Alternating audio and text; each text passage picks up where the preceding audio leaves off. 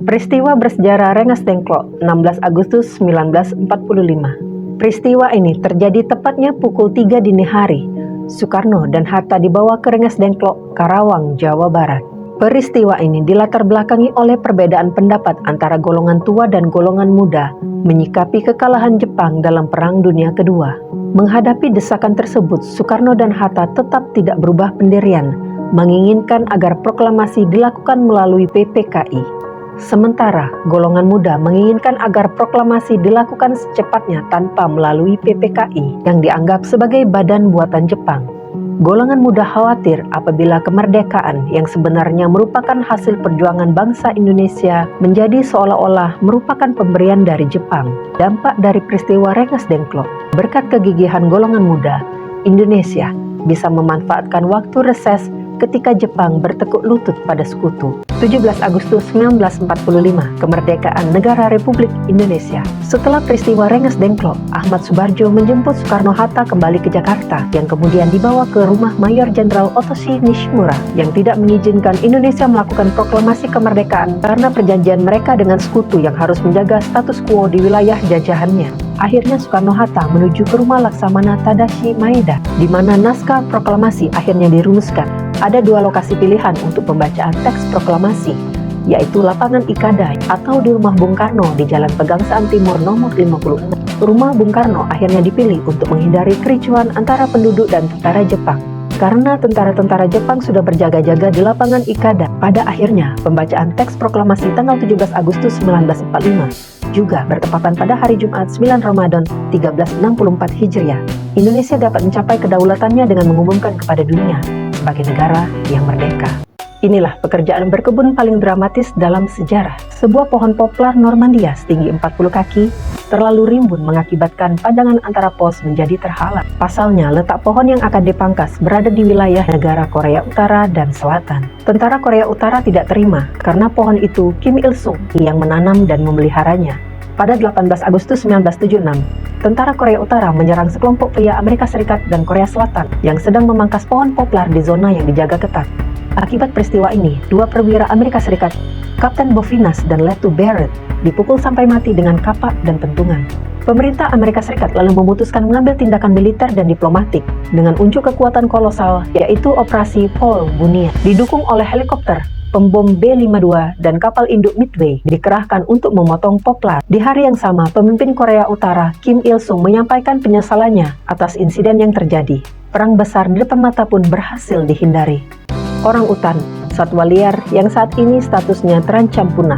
Bahkan menurut prediksi para ahli, dalam 2 dekade mendatang, keberadaan orang utan bisa saja sudah hilang sama sekali. Orang utan di Indonesia memiliki 3 spesies, yaitu orang utan Sumatera, Pongo abelii, orang utan Kalimantan, Pongo pygmaeus, dan orang utan Tapanuli, Pongo tapanuliensis.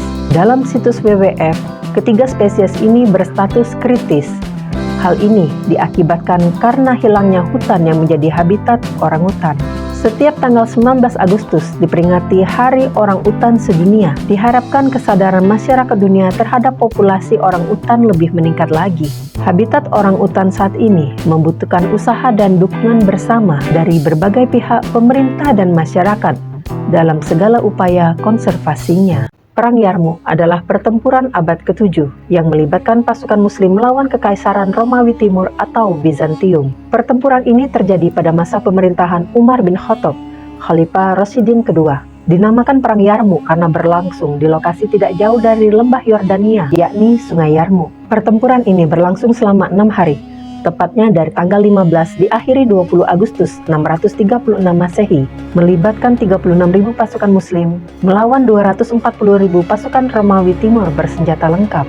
Pasukan muslim dipimpin oleh Khalid bin Al-Walid. Pertempuran ini juga dianggap sebagai kemenangan militer terbesar Khalid. Pasukan muslim sesuai instruksi Khalid bahwa di awal berperang dengan kekuatan kecil lebih dulu dan cenderung bertahan sehingga pasukan Romawi merasa menang dan terlena. Barulah pasukan muslim menyerang dengan kekuatan penuh. Dengan strategi ini, berhasil membuat pasukan Romawi kalah dan secara resmi mengakhiri kekuasaan Bizantium di Suriah. Mona Lisa, lukisan Leonardo da Vinci, dicuri dari Museum Louvre, Paris, Prancis. Pada 21 Agustus 1911, para detektif dan investigator mencari Mona Lisa selama lebih dari 2 tahun tanpa petunjuk yang pasti. Ternyata malingnya adalah dia, Vincenzo Peruggia, mantan pegawai di museum itu. Peruggia berjalan memasuki Louvre, bersembunyi sampai museum tutup, mencopot lukisan Mona Lisa dari dinding, kemudian kabur keesokan paginya. Peruggia mengaku mencuri karena rasa patriotismenya terhadap Italia dan keinginannya untuk membalas perlakuan Napoleon Bonaparte kepada negaranya. Tapi lebih banyak orang percaya bahwa dia melakukannya murni karena uang. Saat ini, Mona Lisa masih ada di Louvre. Lukisan itu tergantung di kotak yang dilindungi oleh kaca anti peluru. Berkat aksi pencurian Peruggia yang berani, Mona Lisa menjadi lebih terkenal. Inilah sesi fotografi terakhir The Beatles pada 22 Agustus 1969.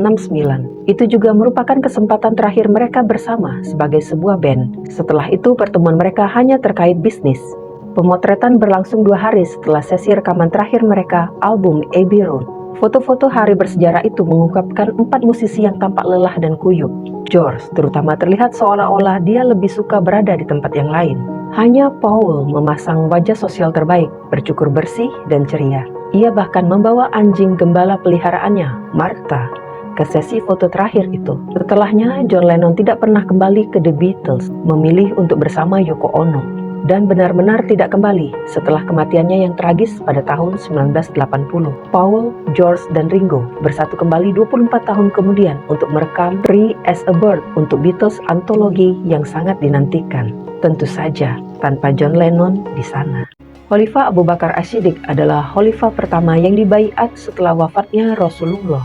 Rasulullah memberinya gelar yaitu Ash-Shiddiq, artinya yang berkata benar. Setelah Abu Bakar membenarkan peristiwa Isra Mi'raj yang diceritakan oleh Rasulullah kepada penduduk Mekah, sehingga ia lebih dikenal dengan nama Abu Bakar Ash-Shiddiq. Melalui ajakannya, Abu Bakar berhasil mengislamkan banyak orang di kemudian hari, di antaranya adalah Utsman bin Affan. Abu Bakar juga berperan dalam pelestarian teks-teks tertulis Al-Quran dan membebaskan banyak budak dengan cara membeli dari tuannya, kemudian memberinya kemerdekaan, di antaranya Bilal bin Rabah. Ketika peristiwa hijrah, Abu Bakar adalah satu-satunya orang yang menemani Rasulullah. Ia meninggal pada 21 Jumadil Akhir 13 Hijriah atau 23 Agustus 634 Masehi. Ia memerintah selama 2 tahun 3 bulan dan 10 hari dan dimakamkan di samping makam Rasulullah.